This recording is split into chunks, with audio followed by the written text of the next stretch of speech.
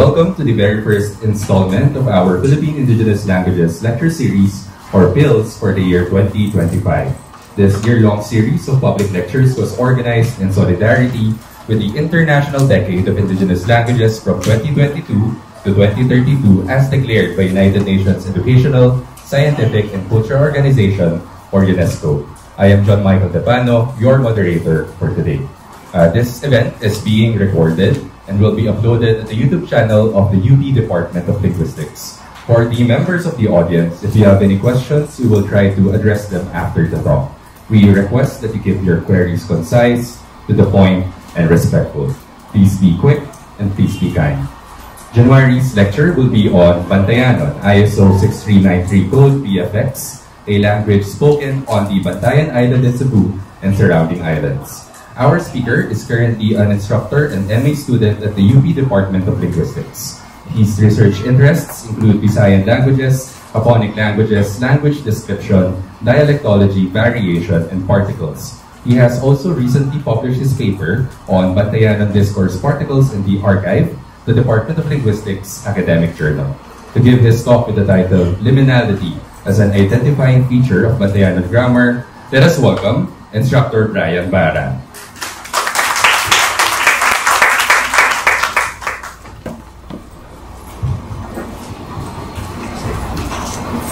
So ngayong hapon sa ating lahat. Ngayong araw, I would like to share with you all a language which I have been researching for the past few years. And also this language is something that I have a personal connection to. And what I would like to share to you about this language is its unique features, which as a group I will label, at least temporarily, liminality. So before we go on to the discussion on these features and liminality, some background context regarding Bantayanon, since I'm under the impression that not a lot of you are familiar with this language. So Bantayanon is an Austronesian language under the Central Visayan branch of the Visayan language complex. So these languages include Cebuano, which many of you might be familiar with, Hiligaynon, and many more. So the name Bantayanon itself is a derived form from Bantayan plus the suffix anon. So basically, it just means something or someone originating or having the quality of being from or of Bantayan. And in this picture here, ako yung nasa sa kanan or sa kaliwa. And then the one I highlighted is the OG Bantayanon, which I would refer to as my lola, who is originally from the municipality of Mantideos. So Bantayanon is considered the indigenous language of the island of Bantayan, located sa hilagang bahagi ng Cebu. It is divided into three municipalities: the municipality of Mantideos, also called Lawis, the municipality of Bantayan, and the municipality of Santa Fe, which was originally called, I believe, as the municipality of Ugtong. Now, in researching this language, my primary aim was to reconnect with a part of my heritage because, as I mentioned, my grandmother is originally a Bantayanon. But a lot of times, not a lot of people are quite familiar with the Bantayanon language. Even people from Cebu, at least with my experience as someone who grew up and lived in Metro Cebu, are not familiar with the language itself. In fact, when I mentioned to them that the language of my research is called Bantayanon, from Bantayan, oftentimes the reaction is something like, oh, iba pala yung pananalita nila doon. And that confusion is not particularly surprising to me, at least. Since something that a lot of researchers have already noticed, and something that I've noticed during my documentation, is while Bantayanon is spoken within the community, oftentimes, when you're a stranger or someone who is not part of the community, for example, isa kang turista mula sa Cebu, or like myself, a researcher who, even though I have connections or roots to Bantayan, I have not grown up there myself. Whenever they're interacting with someone like myself, they would immediately switch to Cebuano, which would probably give the confusion as to the expectation that people from Bantayan, they also speak Cebuano like the Cebuanos sa mainland. Now, even me, before I seriously tried studying Bantayanon in the undergraduate until now in the graduate program, I was not really aware that there is this separate language called Bantayanon.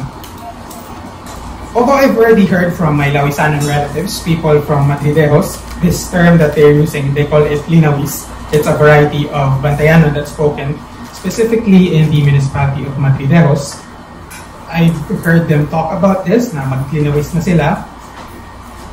But they often used it in mixture with Cebuano. They often code switch and code mixed in Cebuano, which resulted in my confusion, thinking that maybe it's just Cebuano, but with slight differences, like a dialectal variation. What even led to more confusion is my family, my grandmother and my mother, they immigrated to Bacolod during time of high school for my mother, and there they spoke Hiligaynon. So there were 3 languages that were being spoken by my family, which added to the confusion. And at some point, I had this misunderstanding that perhaps the language that they're speaking in Bantayan, the language that they're speaking with my relatives, is just another variety of Hiligaynon. And to illustrate this, there's this one anecdote that I have. During my early days in undergrad, in the dormitory, I had this dormmate who spoke Hiligaynon. And maybe just to show that I understand a bit of Hiligaynon, since I speak it a bit with my family,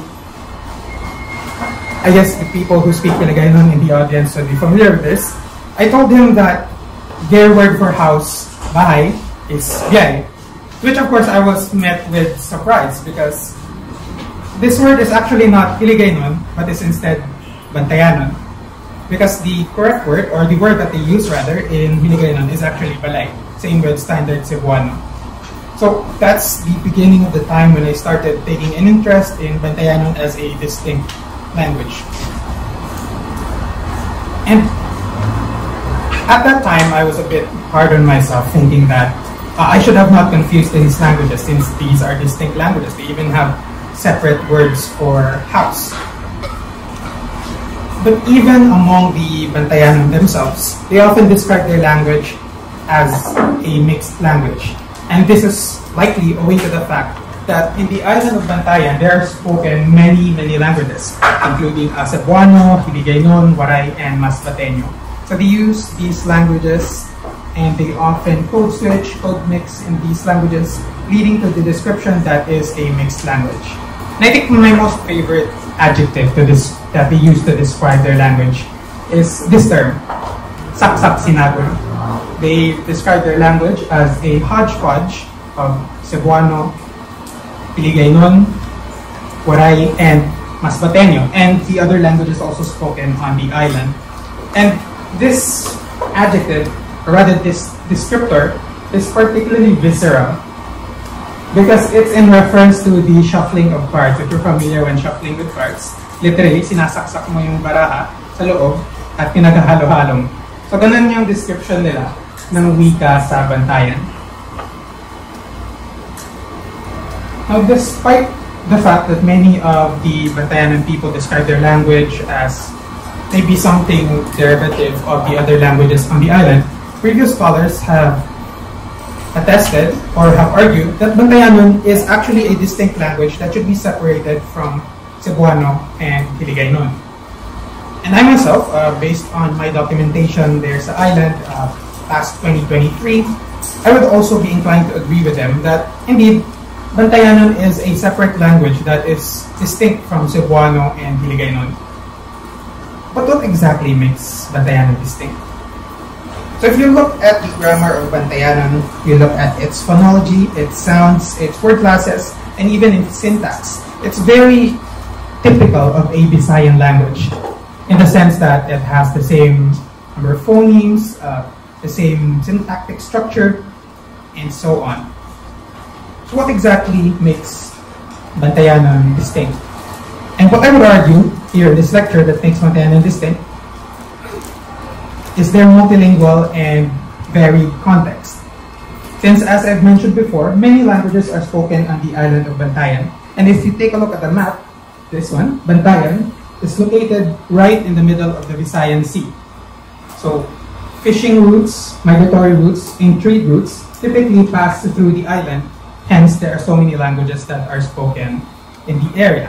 And this high level of multilingualism and variation has led to large repertoires among the speakers. And in particular, this has led to what I call a liminality. Liminality being generally defined as the feeling or the state of being in between, being in transition, or being in flux.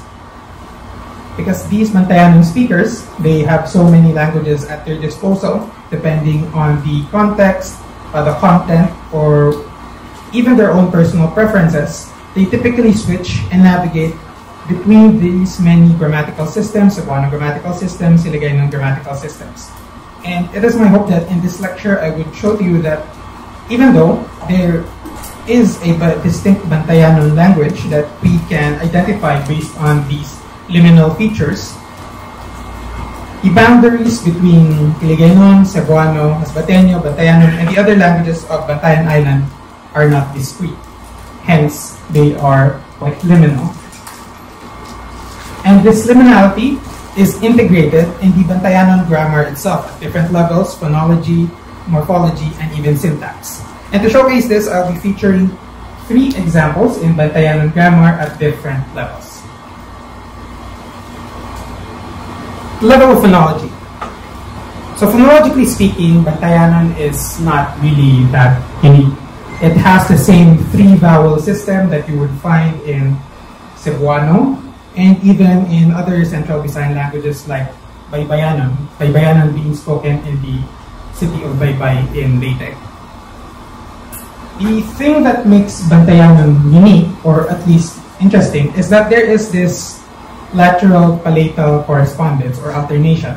So where you would expect an L sound or a L sound in Cebuano and Hiligaynon, you would find a Y sound in Bantayanon. So in Cebuano and Hiligaynon, you would have the word for house is balay, but in Bantayanon it's biyay. Instead of Cebuano and Hiligaynon sulod, to enter, it's siyod. And instead of Cebuano kural and Hiligaynon kudal, it is instead kuray. But that said, this feature is not actually necessarily unique to Bantayanon. Because if you look at the other Central Visayan languages, going back to the Baybayanon example, you would also find this alternation or correspondence. So there, instead of balay, you would find bayay. And speakers of Surigao-non and, not mistaken, Bantuanon and even Romblumano would find this similar correspondence. Instead, what I find unique in Bantayanon is the presence of overlapping or contradicting features or correspondences. So, in the variety of Cebuano spoken in the northern part of Cebu, there is this feature called lateral deletion, or this process called lateral deletion, where the lateral sound, the L sound, is deleted in the intervocalic position. So instead of the expected standard Cebuano balay, you would have northern Cebuano bay. And this northern Cebuano varieties are also spoken in Bantayan, as well as the standard Cebuano variety. And this is in contrast to the Bantayanon process, which involves the transforming of that lateral consonant into a semi-vowel, which is a palatal approximant. So instead of balay, you would have biyay. Now, you would notice that lateral deletion, lateral retention, the keeping of the L, and lateral vocalization occur at the same phonological environment. So the intervocalic position in between 2 vowels. So normally you would find that in different varieties. But if you actually hear the Bantayanon speech patterns, the actual data, you would find that the Bantayanon actually make use of all those 3 different phonological processes. So you would also hear lateral deletion, lateral retention, and lateral vocalization spoken by the Bantayanon. For some examples, here is a recorded speech from one of my aunts who lives in Barangay Mansilang, Madrideos. In one of our conversations, in one sentence, she would use the lateral vocalized variant, so variant. But instead of balay, she would use biyay, so there's the Bantayan associated ones. And in another part of the conversation, she would switch to the lateral deleting variant, which is bye. Another Bantayanan speaker, my relative again, Cha Shenlin, used the lateral retaining balay in one part of the conversation, and then in a different farther part of the conversation, she uses the Bantayanan associated biyay. So with those two examples, we can see that all these different processes that are associated with different varieties are being used by the Bantayanan. They are able to freely choose which one they want to use at different points in time, whether that is intentional or whether that just so happens to be the part of the repertoire that they chanced upon when they were speaking to me. And a particularly interesting example that I was able to record was this conversation we had with someone named Nong Winfred. So it's a pseudonym, it's not his actual name. So these three examples are actually magkasunod sila na mga sentence. So this were in rapid succession. So the key word here is sulok, which means torch. So in the first sentence, Nong Winfred uses the lateral retaining sulok, which has the L, and then switches at the second sentence with the lateral deleting so. Then finally, he ends up with the lateral vocalizing show. So within this consecutive sentences, you can see Nong Winfred masterfully transferring between a Northern Cebuano, Standard Cebuano, and a Bantayanan associated phonological process. In which case, you would find that there is a rule overlap where you can choose any realization for the lateral phoneme in the intervocalic environment. But at least in the case of Nong Winfred, I would argue that there is a sort of accommodation that's going on here. So when I was talking to Nong Winfred, we were strangers to each other. I tried to speak Bantayanan with him, but of course, being that I did not grow up there, my Bantayanan is not really that great. I argue that he was starting off with the standard Cebuano variant, trying to accommodate to my speech pattern, and then slowly as he relaxes, he narrows it down to Northern Cebuano, and finally getting more comfortable using show. So the Bantayanan are able to make use of this rule overlap, and it's not even a rule overlap, it's directly part of the grammar itself. Since if it's a rule overlap, it would be something that is an exception, but this is something that we see normally in the data. And they're able to transfer between these different associated phonological rules so that they are able to accommodate or perhaps show their kinship with the person they are speaking to. At another level of grammar, at the level of morphology and even syntax, there are also expressions of this liminality. This pattern of they are able to choose which kind of morpheme they are able to use. So in Bantayanan, there is this enclitic marker. Yeah, so it marks the indefinite. It is attached to a preceding noun, but in of itself does not have any phonological value, so it's not used on its own. So I argued in one of my presentations before that this enclitic marker, the use of this enclitic marker is unique to Bantayanan. But that is not to say that the marker itself is only in Bantayanan, since if you look at the other neighboring languages like Cebuano, Corohanon, Baybayanon, and Akanon, you will also find this enclitic marker, in which case they are often used as a theme marker or an indefinite theme marker. So they mark the argument that is being located, that is being possessed, being owned in existential, possessive, and locative clauses. So what then makes the use of this enclitic marker unique when it comes to Bantayanan? It's the dichotomy of using also another marker in the same function, for the same function, and in the same context, which is the marker sing and sang, indefinite argument markers in Bantayanan. So the Bantayanan have a dichotomy whether they will be using the enclitic marker Y, the non-enclitic marker sing, or the other marker sang. So they are able to have that choice. That said, again, this dichotomy of different theme markers is not, again, unique to Bantayanan. We also find this in Porohanon with the in-Y dichotomy.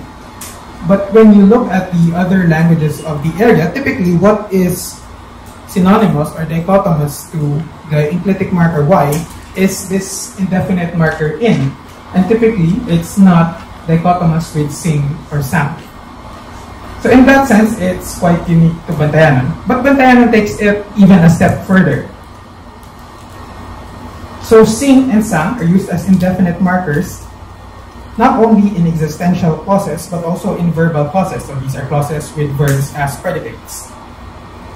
But Bantayanan does something unique in which sing can be replaced with the enclitic marker Y, even in verbal clauses. And this feature is not found in the other languages of the area. So it's not found in Hiligaynon, it's not found in Cebuano, and it's not even found in Baybayanan, to my knowledge.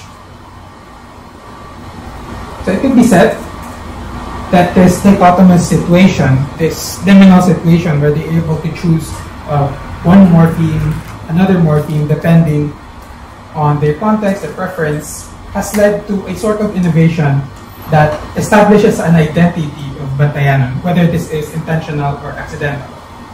And at the level of morphology, we also find other examples. Like for example, Bantayanons also use which is heavily associated with Cebuano, and not only sing. And there's also this unique use of both iton and ina, which typically you would find not used at the same time in a single variety.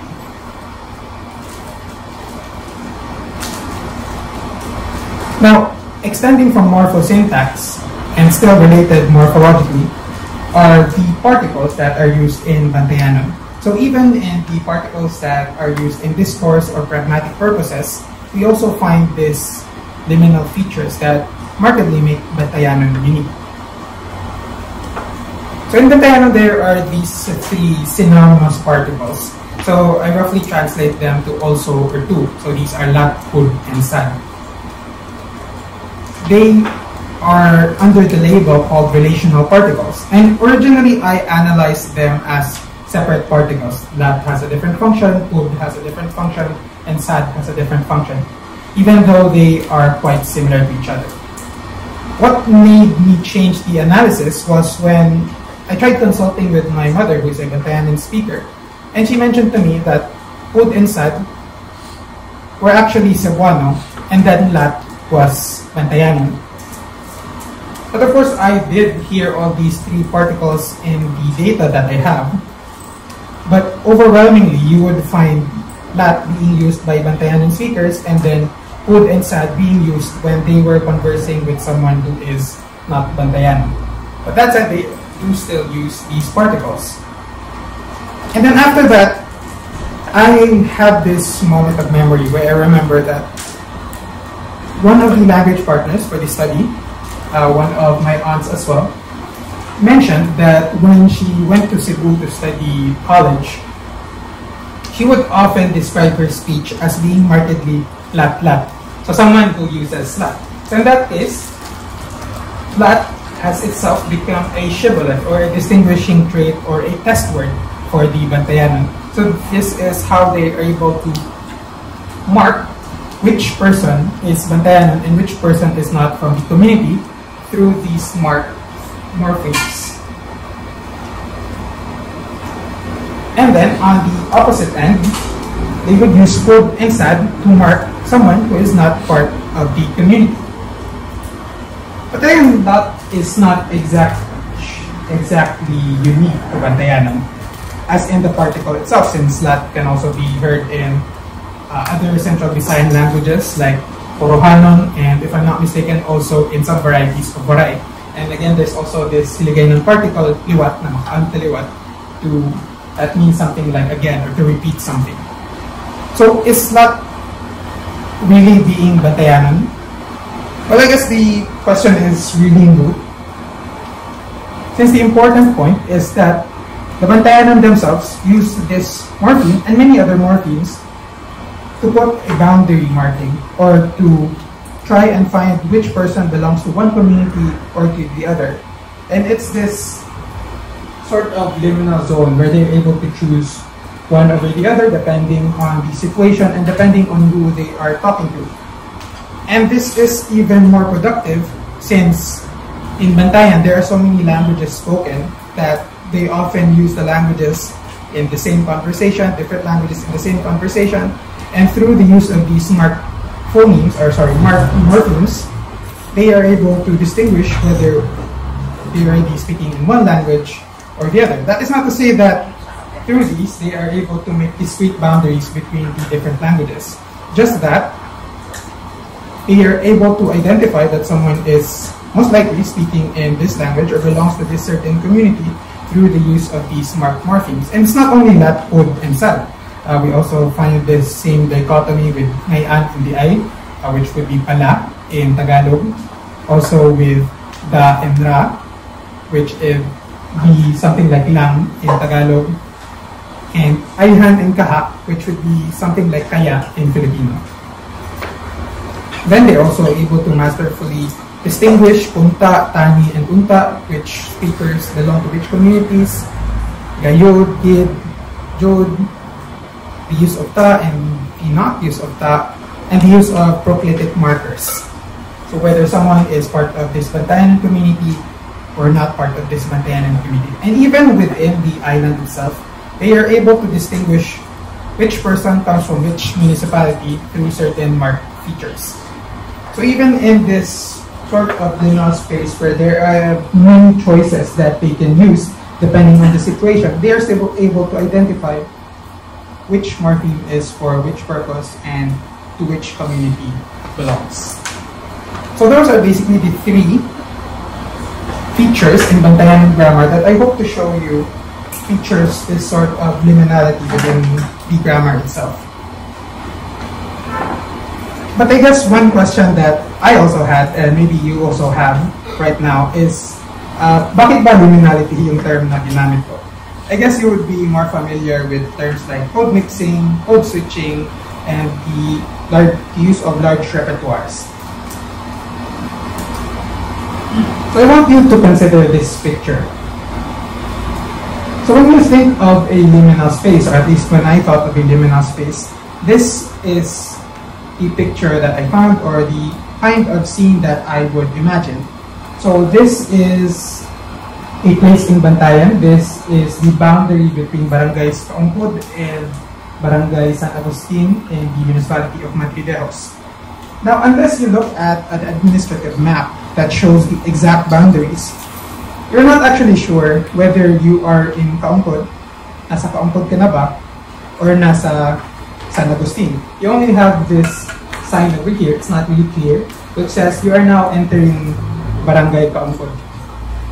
But it's not really clearly marked if the boundary is over here, the boundary is over here, or the boundary is over there. Whether you might be standing right now in Barangay Kaungkod, or you might be standing in Barangay San Agustin, or you might even be standing in both places at once.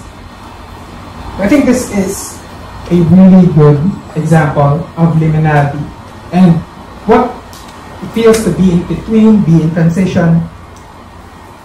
And this, I argue, is something that is almost equal, or at least describes the state of Bantayan grammar, where they are able to choose one grammatical system over the other, or it's not really clear whether they are already speaking in Cebuano, whether the forms that they're using are already marked in Hiligaynon, or whether this is something that is what some folks consider puro na Bantayanan.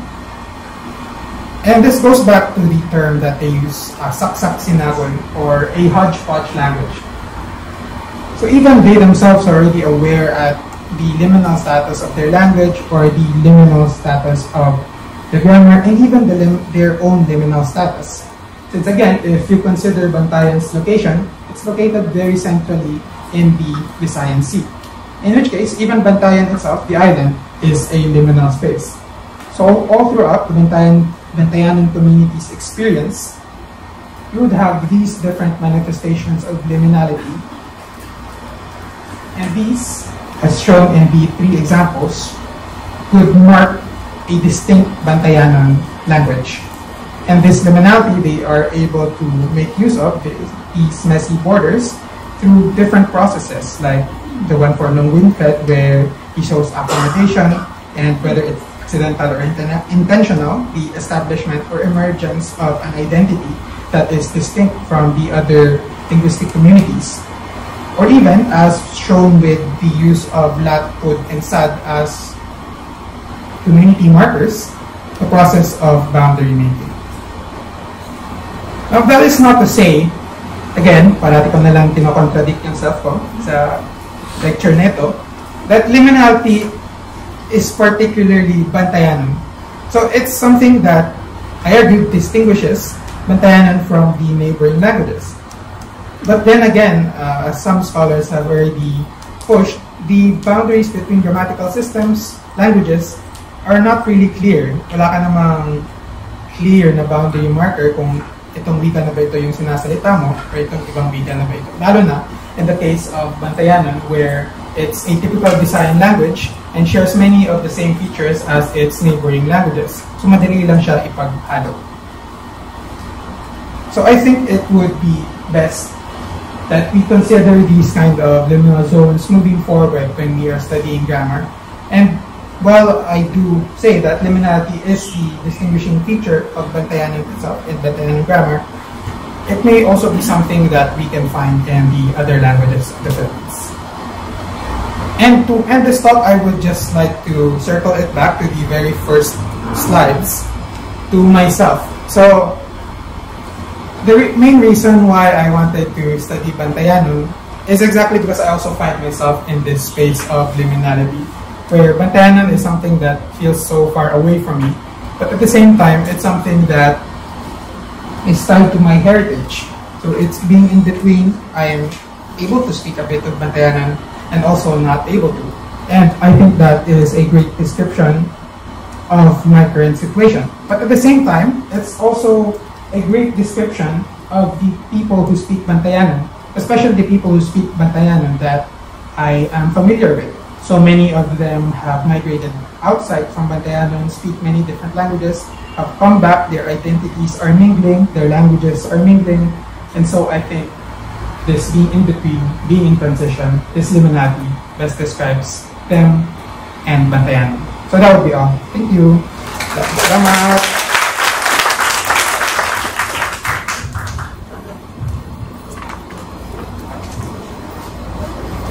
Alright, thank you, Sir Brian, for your lecture. Sige, muna si Sir.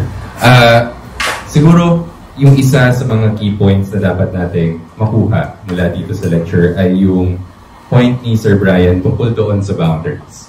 Kasi baka dapat na natin tignan yung boundaries as more nuance. Hindi naman siya talaga hard lines na dapat tinitignan natin na tayo ganito, kayo hindi. Yun nga yung parang sinasabi ni Sir Aldrin in one of his public lectures na may porousness of the different boundaries. Na, well, yes, ito yung nangyayari dito sa specific group, sa specific place, but it's not necessarily isolating them from the neighboring communities. So, and siguro medyo related na rin doon sa bagay na yun ay yung pagtingin natin sa wika na hindi siya talaga makukulong sa isang bagay. So here sa linguistics, tinitignan natin dito sa Philippine Indigenous Languages Lecture Series, showcase, ina-highlight yung different features of different languages, pero hindi natin ina-exoticize. Hindi natin sinasabi na, ay wala sa Tagalog nito, panis tayo. Hindi naman gano'n. So, ina-acknowledge natin, oo, nangyayari to dito sa wika na to, it might be unique, it might not be unique. Katulad nga sa mga examples na binigay ni Sir, kasi shared naman siya doon sa other languages, doon sa region. Pero, there's beauty to analyzing these types of features. Hindi naman kailangan na laging merong bigger picture. Hindi naman kailangan na lagi kayo may big claim sa mga bagay-bagay na, oh, meron na to. Meron na tayong theory na ipapatong, may theory na ilalaban dito sa specific grammatical feature or phonological feature ng isang buong wika. Okay lang na basta ma-describe lang natin, okay lang na maging aware tayo sa mga ganong parte ng grammar ng iba't ibang Philippine languages. And with that, siguro pasok na tayo doon sa questions. Do we have any questions from the audience? Marami tayong time. So, bato lang.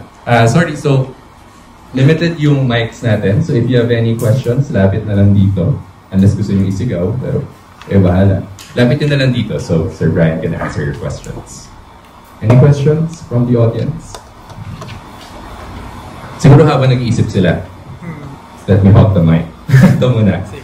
So doon sa examples mo, parang mas sinasabi na hindi lang naman talaga siya completely structural kasi kailangan din natin tignan yung pragmatic functions of these different morphosyntactic features.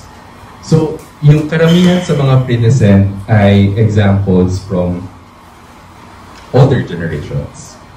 So makikita natin na ito yung ginagamit nila and within a single sentence, yung tatlo na possible varieties of a single word is being used. Yung tatlo na possible versions of the rule are being used. Hindi ko alam if your current data allows for it, pero ano kaya yung nangyayari doon sa other generations? Kasi mas nakikita natin yung examples, para ba siyang smaller and smaller circles na okay, ito muna, gamitin muna natin yung lingua franca. And then liitan natin doon sa ginagamit specifically to that region. And then doon na tayo sa language na ginagamit ng community, doon sa ethno-linguistic group.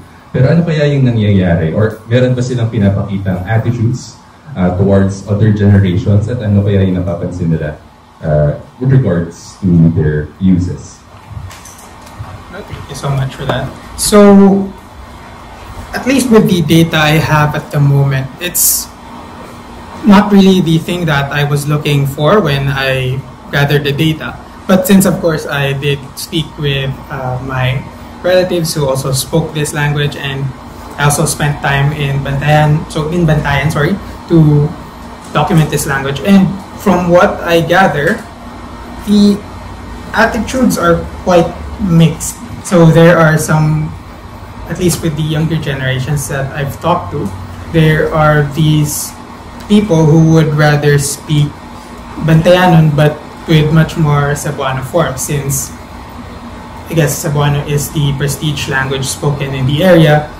But I've also encountered kids who originally lived in Cebu or born in Cebu, they were raised there, but upon migrating to Bantayan, suddenly when you hear their speech, it's almost entirely Bantayanon. So it probably depends, and it's something that would be great to look at for future research, since I guess it would really depend on who they are interacting with.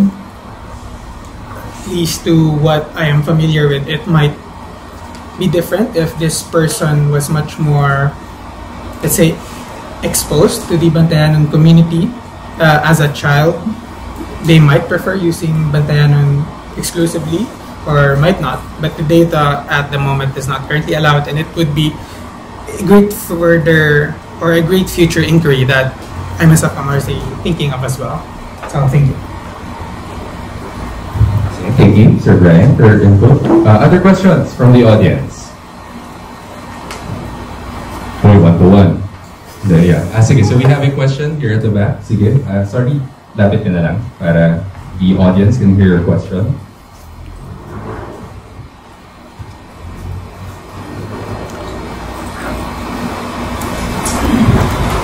Hi sir, salamat po sa topic na napakaano po siya tagyado, and I really like the way that you were able to put the concepts together to create this space of liminality. So yung tanong ko po is more like like a possible criteria kung saan nag-delineate yung mga paggamit ng certain modes of speech o yung mga morphemes na unique dito sa Bantayanon. Nakakita po ba kayo kaya ng difference kapag nagsusulat sila? For example, maybe through text or maybe in like formal letters, because I think maybe there's also a level of formality na change doon. I guess yung pinaka last part is possibly mas mahirap tignan. Pero I was wondering kung nakita rin po ba kayo ng historical na word lists or something similar, kung saan sabi ka nila na parang Bisaya lang or Cebuano lang ito, pero meron mga unique forms doon na parang dapat nyo i-analyze sana siya. Sige lang, salamat. Thank you so much. So may dalawang questions, right? So una is with regards to the writing. So medyo spoiler siya kasi nagsusulat ako ngayon regarding that. in terms of writing, medyo iba-iba din yung pagsulat depending on the situation.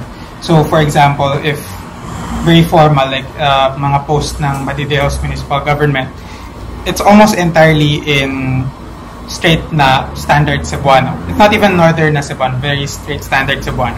And I do have some pictures here, pero ilan na lang para hindi ko mapakita yung laman niya.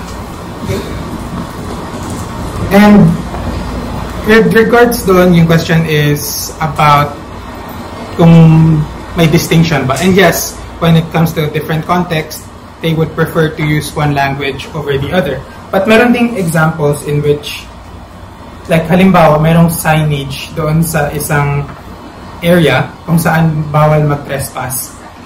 The entire thing was written in standard Cebuano. But there's this one particular word doon sa dulo na alam mo talaga na ito ay Bantayanon since it's all standard Cebuano. But instead of Kural, it's written as Kuray. So there are those kinds of hallmarks that you find that's almost entirely in Cebuano but still nagsisip out yung Bantayanon. And another thing I've noticed is that, especially in regards to the lateral deletion, lateral vocalization, lateral retention, there are places in Bantayan that are written with an L between vowels. So, for example, Talangnan, Talangnan is the one that I can think of right now. But for example, Talangnan, it's written as T-A-L-A-N-G-A-N, so merong L. Pero minsan, pinopronounce siya na Changnan. So even though they would write it as Talangnan, depending on maybe the context, it's something that we could look further into, they would read it differently. So even though hindi siya clear from the text itself, from the way they are writing, that this is already Bantayanon, sometimes when they are reading it, it becomes much more obvious. In terms of historical data, so the current subgrouping of Bantayanon is that it is left as a Central Visayan language. So there are many features that distinguish it as a Central Visayan language. So one example of that is yung pagkakaroon ng sing at sang na mga markers. Since this is something that at least David Zorc argues is an innovation of the Central Visayan languages. But within doon sa loob ng mga Visayan languages, it's not entirely clear kung saan ba siya dapat mas nakabilang. Is it with Hiligaynon or is it with Masbateño, Cebuano? It's not really entirely clear, and that's on part of the fact na kulang yung datos, since I think the most earliest na documentation of Bantayanon was only finished in 2022 at the time of the subgrouping of the Visayan dialects. It has not yet been very extensively documented. And of course, problematic din yung part na they are able to switch between which form they are using. So, halimbawa, if you're collecting a word list, I've also tried this. Minsan, paiba-iba yung nagiging sagot. So, instead of expecting lateral vocalization, merong iba na sagot nila ay hindi. Pero sa ibang question naman, sa ibang word that they are translating, they would translate it as something else. And there are also certain innovations, like, for example, there's this word for I, which is maslok, I think, maslok. And it was brought to my attention na it might be a possible innovation of a certain group, which would mean that Bantayanon is closer to that group.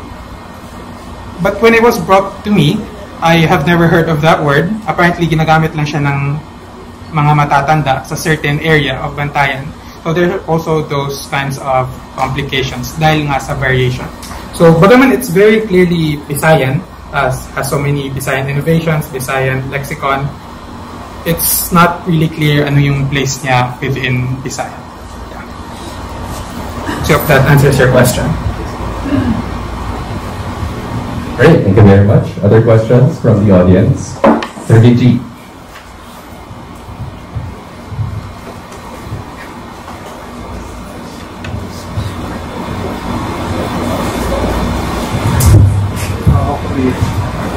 Brian, dagang salamat sa inyong lecture.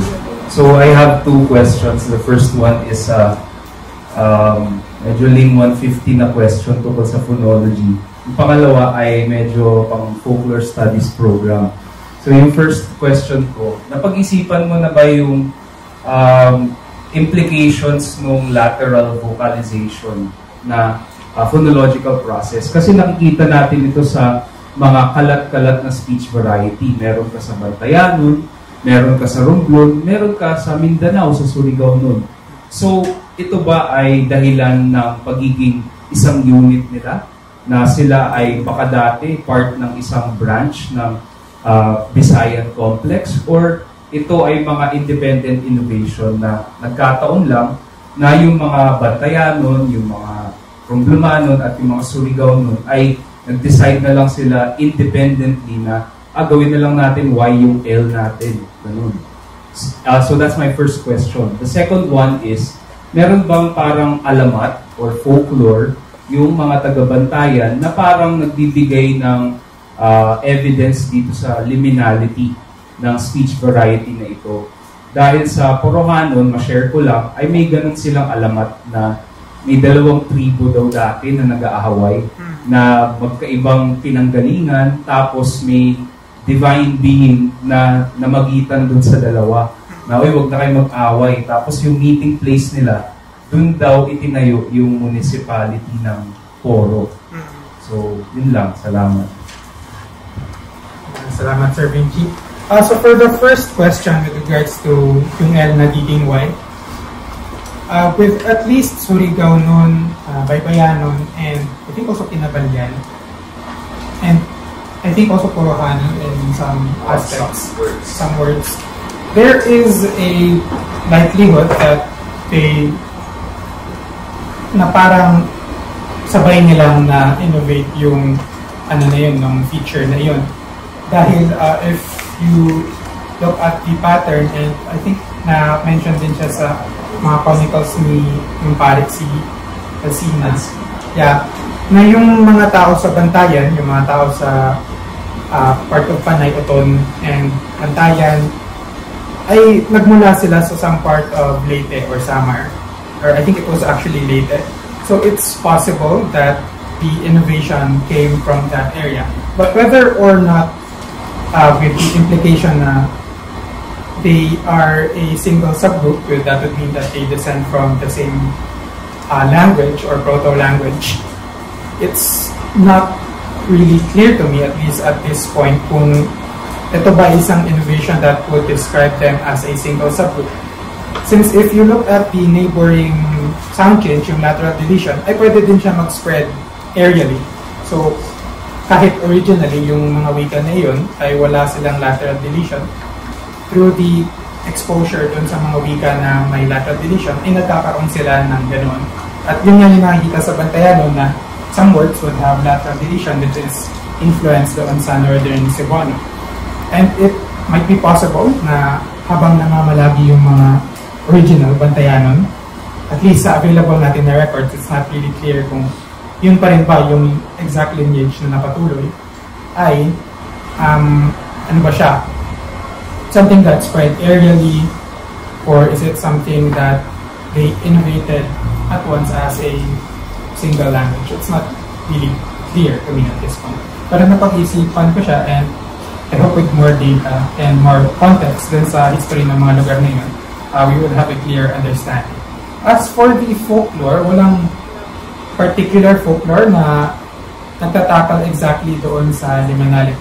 Pero maraming mga folklore that would hint at this feeling of parang di sila sure kung saan yung isang tao or not. Kasi maraming mga folklore kung saan may parang babae na bigla na lang dumating sa isang lugar, sa isang pista na sobrang niyang ganda, and hindi nila alam kung saan siya galing. And then, at pagkatapos ng pista, bigla na rin din siya nawawala. So, may ganoon na mga folklore kung saan may isang tao or isang nilalang na bigla na lang magpapakita at a certain place and bigla na rin mawawala. I guess that is something that could hint at liminality sa folklore. And I guess in terms of folklore and mga folk narratives, sa karamihan sa mga nakausap ko base sa kanilang mga oral recap or narratives nila, madalas nilang nababanggit yung pag-trace ng kanilang lineage mula sa, hindi sa Bantayan itself, but from some other part of the Visayas. Like for example, my family, buong akala ko na ano siya, talagang tubong Bantayan for ilang centuries, andun na sila. And bigla na lang nabanggit sa akin na yung pinaka-lolo mo, galing siya ng Bicol. So may mga ganyung stories, and meron din ako narinig galing sa iba na they would trace their lineage from like I think specific places like Estancia sa Iloilo, and may nag-mention din ng Samar. So I guess with those kinds of stories, merong that sense of liminality na literal na nag-transition sila from being tagalabas to Tagalog. So I guess that answers your question, sir. Okay, thank you. So, siguro 1 or 2 questions from the audience. Meron pong oras. Okay, so habang siguro may nag-iisip pa ng questions. Do you have a question? Sige.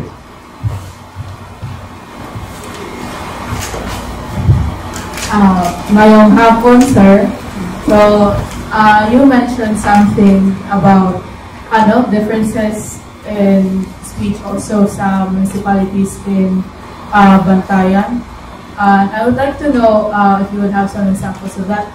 Kay nasagot yung Bantayan na there's something similar sa Cebu, where if you go further, let's say south, there's more vocalizations. But if you go further north, there's more deletions in speech. So, for example, if you say in the north, bay, down north they will say balay. So, do you have any examples of that, sir, in Bantayan? From what I am aware of, it's not necessarily particular phonological realizations yung nagiging distinction nila sa different varieties sa mga municipalidad. Pero it's certain morphemes and certain lexical items. Like for example, some people in Bantayan, the municipality, would say na taga Madridejos kasi gumagamit ka ng itong particle na abi, nano abiin na, ganun. So they would be able to distinguish based on that. And of course, andun din yung quite very common, yung intonation, yung term nila. Or kung dito, yung punto. Paiba-iba daw yung punto, they have various descriptions. Hindi ko siya masyadong natuunan ng pansin, but it's something that they use as a marker na ikaw ay taga-Rit, ikaw ay taga-Madridejos kung yung hindi Madridejos, ikaw ay taga-Bantayan kung yung pananalita mo ay gahi daw, or matigas, or tiga. And you would be from Santa Fe, I think, if your way of speaking is lanay, or smooth. But there are also other markers, but not necessarily of places. Like for example, only old people that I've met exhibit this thing where instead of saying gabi, they would say something like gabi or sukdan instead of sudan. So they did not metastasize pa yung glottal stop at consonant na sequence na yun. So that would be a marker of someone who is like old, or at least yung tinatawag nilang mga karaan na Bantayanon. Another one would be the use of this infix na ing. So instead of saying musugat or musugat, ano mo siya, parang i-encounter, they would say something like at sumugat. Instead of saying misugat, encountered, they would say something like simugat, ing magi instead of miagi for dumaan. So that would be something that you would associate with someone who is part of this certain generation. Then someone from the Middle Ages, nabanggit sa akin na isa kong cousin na kasi sa Bantayan, lahat ng pangalan, kahit sa third person, nilalagyan nila ng ka sa unahan. So, si Ka Sherlyn, si Ka Brian, ganun yung pag-describe nila. And since marami sa aking mga interview ay somewhere in their Middle Ages of 30 pa above, nung natanong ko yung cousin ko, who is someone na around my age, in the 20s, nabanggit niya na hindi na raw nila masyado yung ginagamit yung term na ginamit niya, ipapot ko lang siya, na para daw kasing NPA, yun yung term niya. Then, ang ano lang dun, it's not saying na na-associate na nila talaga yun as NPA, pero they are associating the use of ka with a certain age group na kami dito, mas bata, mas hindi na namin ginagamit. So, mayroong mga ganong signs. And, in particular, the Santa Fe variety, madalas siyang binabanggit sa akin na iba daw magsalita yung mga taga Santa Fe. Hindi ko siya napansin, baka siguro dahil hindi ako ganoon kahanas or gamay pa yung Bantayanon. Pero yun yung madalas nilang nababanggit. And since nakafocus ako sa Madridejos, hindi ko siya masyadong nabigyan ng time to analyze kung ano ba yung, bakit ba nila nasasabing iba yung mga taga Santa Fe magsalita. Kung mayroong mga ganong mga signs, intonation, word choice, intonation, word choice, and more features. Again, thank you, Sir Brian. So, one question. Sige, so let me ask the question na lang. So, if someone wants to be more familiar with the Bantayanon, with the structure of Bantayanon, ano ba yung dapat nilang unang basahin? So, if you want to be familiar with the structure of Bantayanon, wala masyado actually nasulat regarding Bantayanon, but the most comprehensive na nasulat ay yung kay Jared K. Allen, or at least yun lang yung available na like grammatical documentation of Bantayanon. So, it's something that you read. I'm not sure if available pa ba siya online. I believe pinost siya ni Zork sa kanyang website. So, if it's still up there, yung website, you can find the work of Jared K. Allen there. It's a lexical and grammatical documentation of Bantayanon. So that's what you would read for at least the structure. For pandagdag, the social-linguistic context, I think this is isa sa mga pinakauna na nasulat sa Bantayanon is the work by the belated Minda Carabiu-Sexon. It's not necessarily about structure, pero it's about the social-linguistic context of Bantayan, and she also has mga data na naka-append. So if you want to see actual Bantayanon data, you would find it there. Kasi kay Jared K. Allen, wala doon. So yeah, yun yung dalawa na pwede niyong basahin dahil hindi lang dahil influential sila, pero dahil so far, to my knowledge, yun lang yung mga ilan sa available since very underdocumented talaga yung Bantayan. Okay, sir. Once again, many thanks, Sir Brian, for engaging us and sharing your knowledge on liminality in the Bantayanon language. Thank you. On behalf of the UP Department of Linguistics, we present a certificate of appreciation. We kindly request our chairperson, Associate Professor Cristina Gallego, and Fields Project Coordinator, Assistant Professor Ria Rafael, to award the certificate. So let me read the contents of the certificate. The certificate of appreciation is presented to Brian Baray for presenting the lecture Liminality is an Identifying Feature of Bantayanon Grammar, held on 31 January 2025 as part of the Philippine Indigenous Languages Lecture Series of the UP Department of Linguistics. Signed, Maria Cristina Gallego, PhD Chairperson of the Department.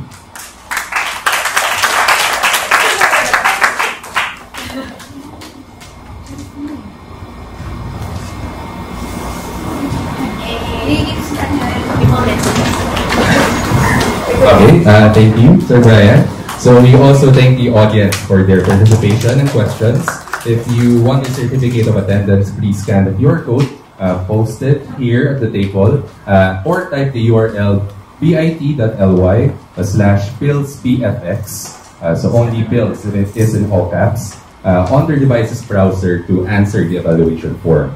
Regularly check our website and social media pages for announcement on future events and activities. February's installment of PILS will be What Can Endangered Language Communities Tell Us About Cognition and Language Processing, a professorial chair lecture from our chair, Cristina Gallego. March will be on the voice aspect paradigm in Bukalot Egongot, to be presented by yours truly. On April, we have ang konsepto ng gawat sa wikang Pangasinan by Assistant Professor Francisco Rosario and the semester's final installment will be tangkang paglalapat ng ilang kontemporaryong teorem panggramatika sa Porocanon by Assistant Professor Vinci Santiago. Thank you very much, everyone. Have a great day.